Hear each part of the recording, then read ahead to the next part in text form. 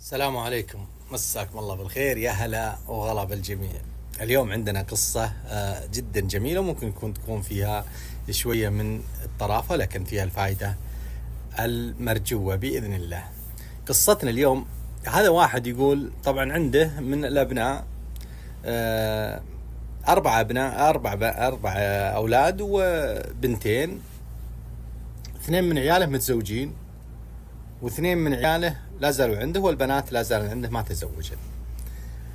يقول هو ساكن ببيت ملك، شرى له أرض في مكان لسه العمران ما جاه، لكنه مخطط جدا ممتاز، ويعني من المخططات الغالية، لكن الشراء في وقت الرخص، في وقت رخيص هذا، وشرى إلى أرضين كذا ممتدة على الشارع وتركهن، قال بعدين نشوف وش يصير معنا. راحت الأيام والسنوات، وبعد 10 سنوات جاه واحد قال أنا بشتري منك هذه الأرضين. حاول فيه قال لا ماني بايعها أصلا، أنا بعدين بعمرها. راحت الأيام، بعد 15 سنة تقريبا قال له قال ترى نبي نبني أرضنا اللي في الحي الفلاني، نبي نبنيها ونبي ننتقل للحي ذاك، ما دام الحي ازدهر وصار في قصور وصار الحي من أفضل الأحياء تقريبا في مدينته. يقول المهم رحت، يقول جيت، ويقول أوسط من الأرض، أوسط الفلة من الأرض، يعني في وسط الأرض حطيت الفلة، خلفي جار ويميني جار ويساري جار وأمامي جيران. يقول الحي كله هذا.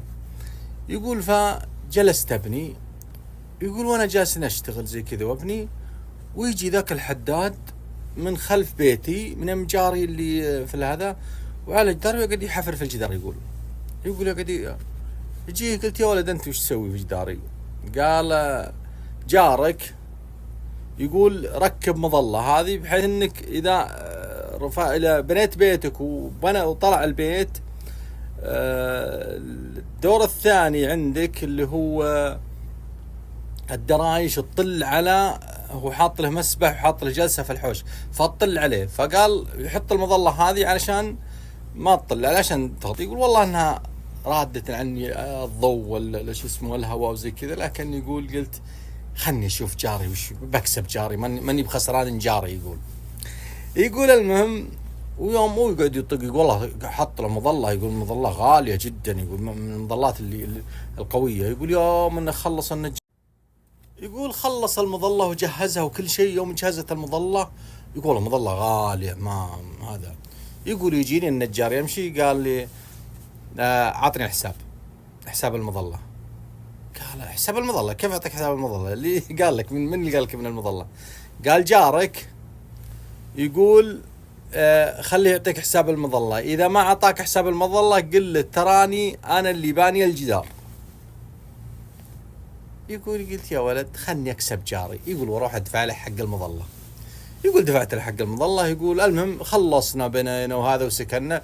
يقول يوم بدينا سكننا، يقول صرت أصلي في المسجد وتعرف على جيراني وكل يوم ماسك لي واحد، تعرفت على اللي يميني واللي يساري واللي قدامي، إلا جاري اللي في الخلف هذا يقول كل ما دخلت المسجد لقاني في يمين المسجد راح يسار المسجد، ولا لقاني في يسار المسجد راح يمين المسجد، واليوم اني صليت جيت بعده ولقيت هذا وصليت، يقول طلع وانحاش. يقول قلت هذا جاري اللي في الخلف هذا. المهم يقول قلت ما دام مقفي عني ما ابيه، اللي المقفي خله مقفي، ماني بطارد وراه. المهم يقول راحت الايام وصار فيه، يقول تعرفت والله على جيراني كلهم، عرفت هذا وعرفت هذا، وصرت انا امن عليه ويمنون علي، وصار يعني بيننا كلام، بيننا سوالف. كل ما طلعت المسجد مسكني واحد من جيراننا وقاعد يسولف علي وقاعد بسولف عليه. يقولوا وهذا حالنا، الا جارنا هذا ما. هالم يقول الحريم صار عندهن دورية بين البيوت، فكل يوم او كل اسبوع عند وحده.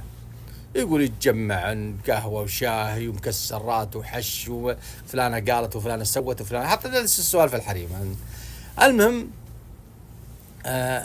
يقول راحت الدورية الى ما ذاك اليوم قالت، يقول زوجتي جتني قالت تدري اليوم منا عنده؟ قال من انتم عنده؟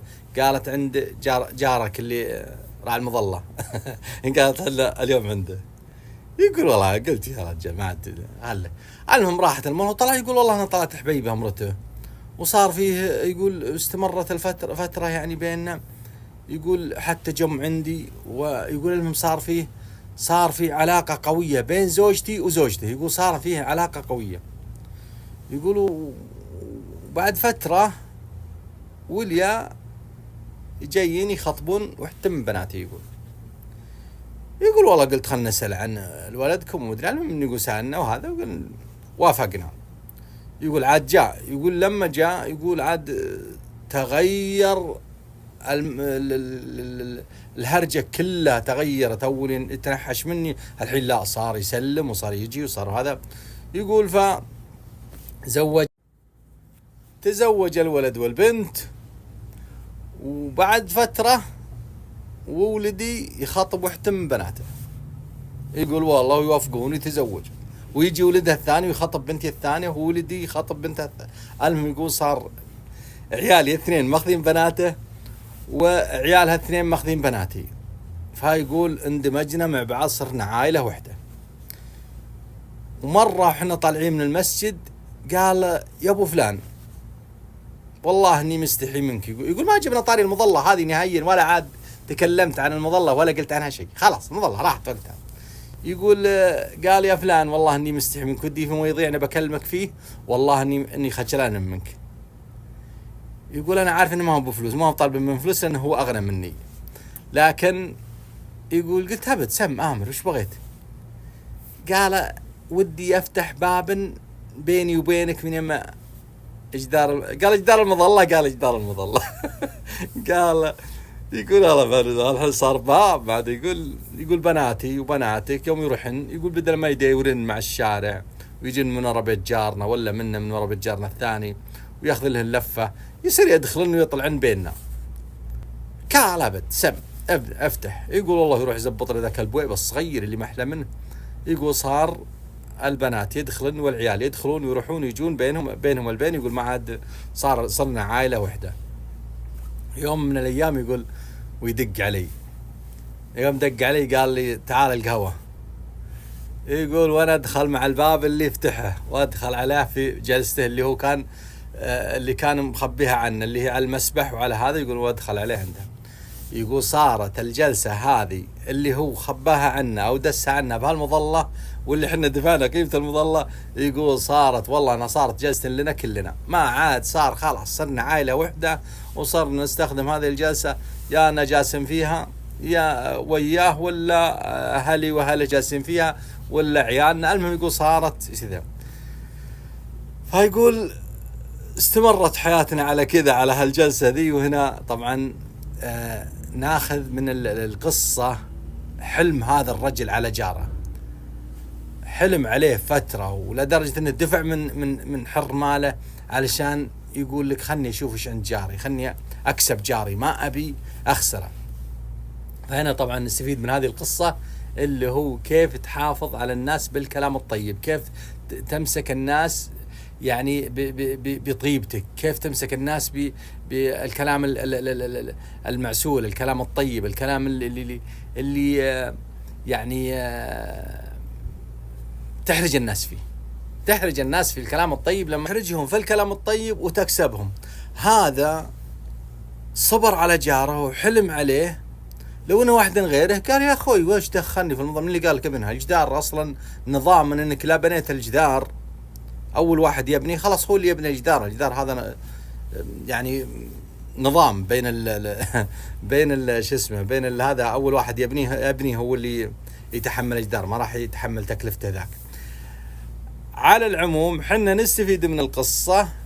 صاحبنا هذا راعي القصة حلم على جاره حتى كسبه، فالاخير صاروا نسايب. صار الجلسة هذه اللي ظللها صار هو يجلس فيها اكثر يمكن من جاره، هو وعياله وزوجته وجاره، وهذا صاروا يتجمعون عائلة واحدة. أتمنى القصة نالت استحسانكم ورضاكم وإعجابكم، فلا تبخلون علينا بالدعم، ولا تنسون الاشتراك في قناتي في اليوتيوب. راح أحط لكم اسم القناة طبعا نفس اليوزر حقها نفس يوزر السناب، راح احطه لكم الان. وبالتوفيق، في امان الله.